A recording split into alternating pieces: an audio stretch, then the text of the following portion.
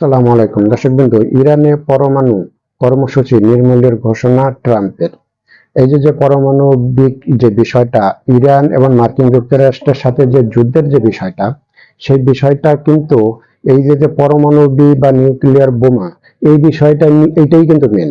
এবং এই বিষয়টা নিয়েই কিন্তু ইরান এবং মার্কিন যুক্তরাষ্ট্রের ভিতরে যুদ্ধের একটা টান টান উত্তেজনা। এই যুদ্ধে লেগে গেল, এই মনে হয় হামলা হলো। কিন্তু আমেরিকা কোনোভাবেই চাচ্ছে না যে ইরান পারমাণবিক শক্তিধর একটা দেশ হয়ে যাক। এটা আমেরিকা কখনোই চাচ্ছে না, যার কারণে মাসের পরে মাস, বছরের পরে বছর ইরানের উপরে অর্থনৈতিক নিষেধাজ্ঞা, ইরানের উপরে হামলার হুমকি দামকি, শুধু এই একটা বিষয় নিয়ে, আর কোনো বিষয় এখানে নাই।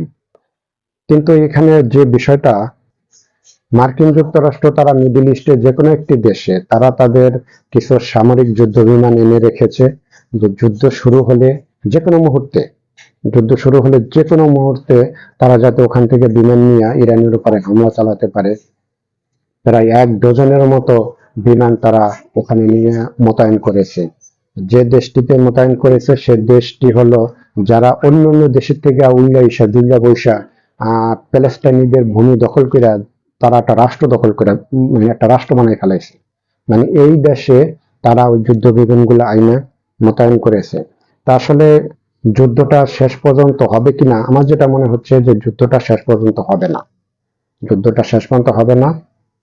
হয়তো যে কোনো একটা সমঝোতা হয়তো আমেরিকা পৌঁছাতে পারে। আর আমেরিকা এই সমঝোতাটাই পৌঁছে গেলে হয়তো ইরানের সাথে যুদ্ধটা হবে না। দর্শক বিন্দু, আমরা আসলে দূরে থেকে কি করতে পারি? আমরা দূরে থেকে দোয়া করতে পারি যে যুদ্ধটা যাতে না হোক।